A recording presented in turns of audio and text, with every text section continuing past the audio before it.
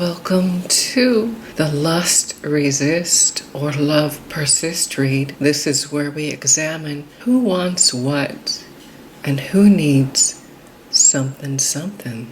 The cards we're using today are the Erotic Fantasy Tarot, the Romantic Tarot, the Tiny Universal Weight Tarot, Listen Be, a Grateful Heart, and the Sacred Self-Care Oracle.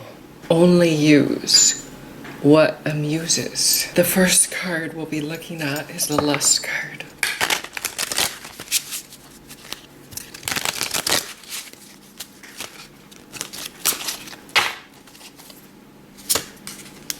It's the Queen of Swords. She's not very happy at all. In fact, her cutoff game is real. She feels like she's entitled to be petulant, direct, and get what she wants. She has standards and will put anyone in their place who doesn't measure up. The Love card.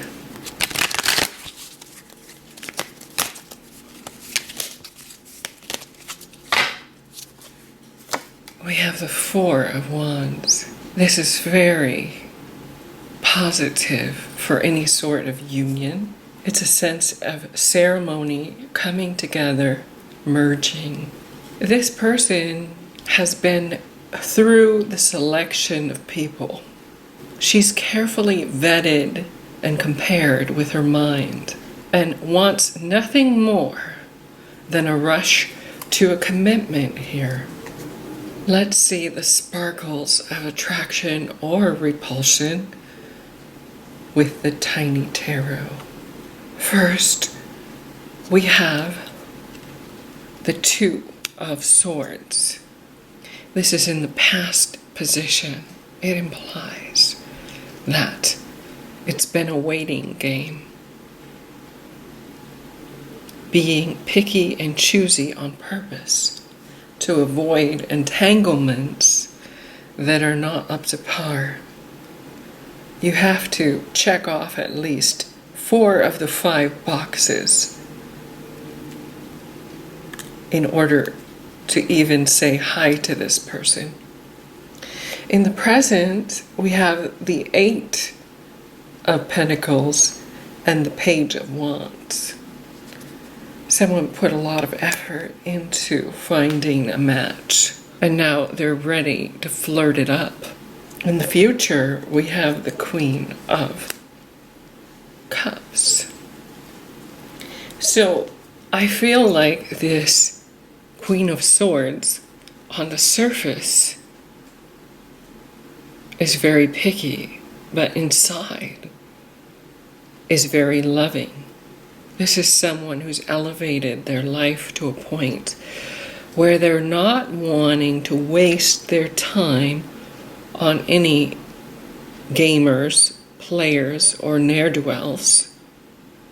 They simply adore love, and once you make it into their world, you'll want to be with them and stay. The first person, this Queen of Swords, she may be independently wealthy with the Queen of Pentacles card, and she has her mind set on marriage with the Four of Wands showing up yet again. The object of desire is the Three of Cups, a little bit of a party animal, someone who's always up to socializing, always warm, punctual, polite. And the Star, someone who is worried about people, tries to help others, is sort of a outgoing humanitarian. This is a great match. And there appears to be some passion in the present with that Page of Wands. It might work. Let's see. what kind of interesting twists and turns there are if we listen, B.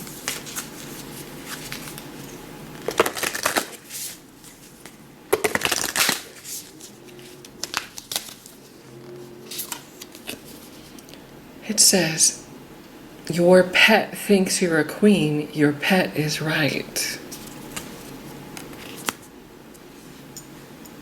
This person invests a lot into their projects.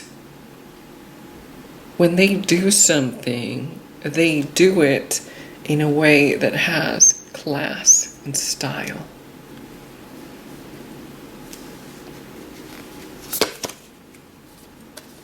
Don't hold back the tears, let them flow like an effing faucet. This person heals themselves and is in touch with their emotions in a big way. They view themselves as an emotional asset, as someone who's done personal growth, almost to the point of ad nauseum. I feel like there was a timer set on this person and it went off, and now it's like, ding, I'm ready for a real attraction with potential. What does the grateful heart have to say? There is not one blade of grass. There is no color in this world that is not intended to make us rejoice. This other person over here is like a connoisseur of the weed. They are not prejudiced and they like to party.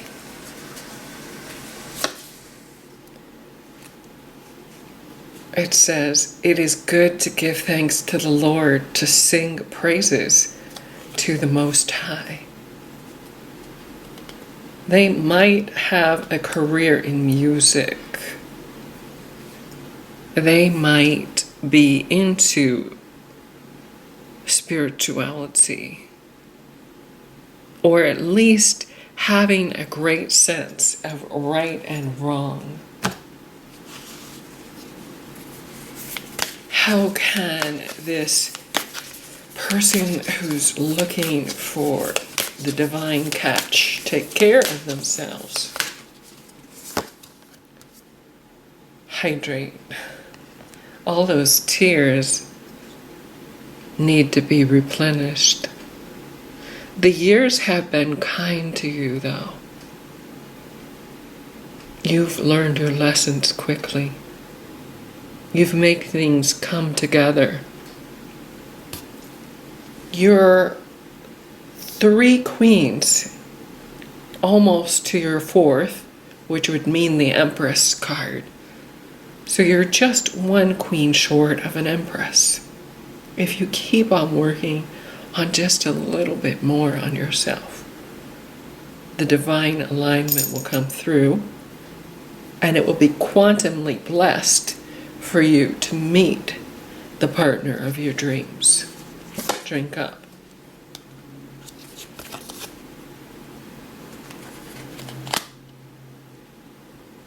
The second person is looking for fairies.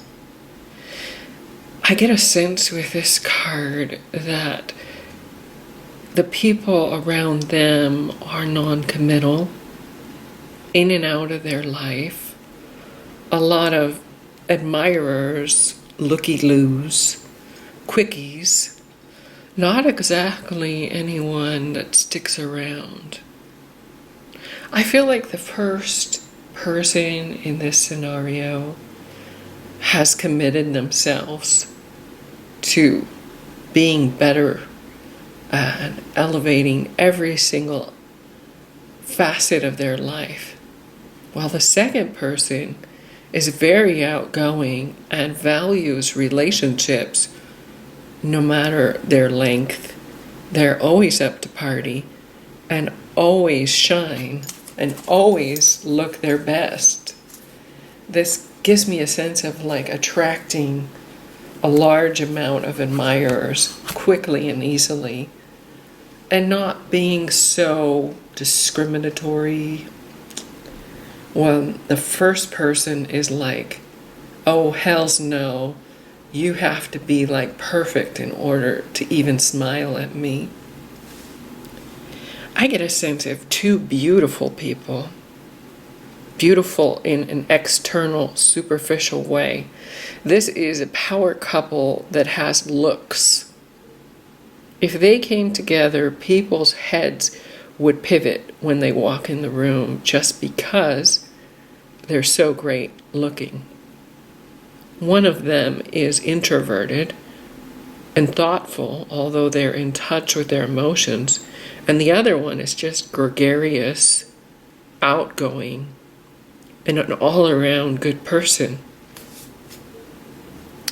Let's see what the final outcome is. Clarifying this Queen of Cups, which is like sweet, sweet love. Ten of Cups.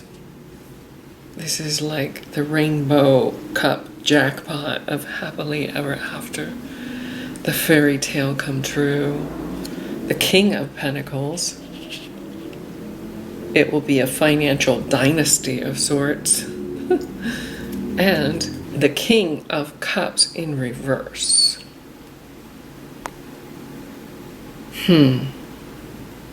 This kind of gives me the feel of like, it's too good to be true, therefore I need to emotionally sabotage the world.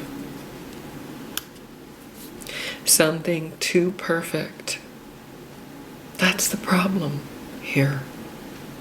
Everything's great on paper. Everything's superficially pristine.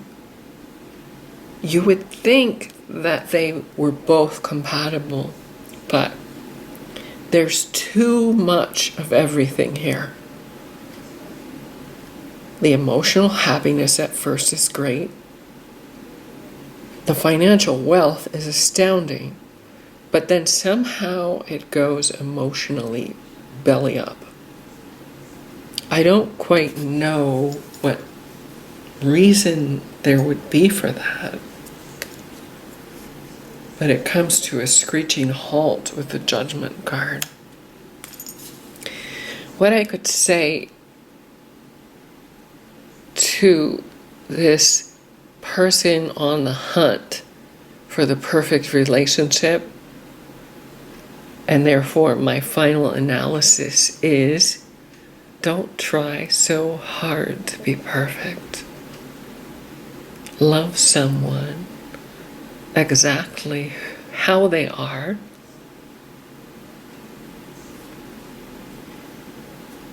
and that acceptance will allow you to feel emotionally closer and genuinely caring.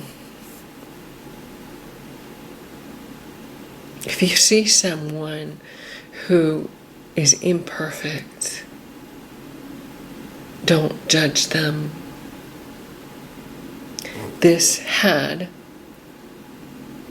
the perfect cover, but inside the book, somehow it just didn't take off for the long term.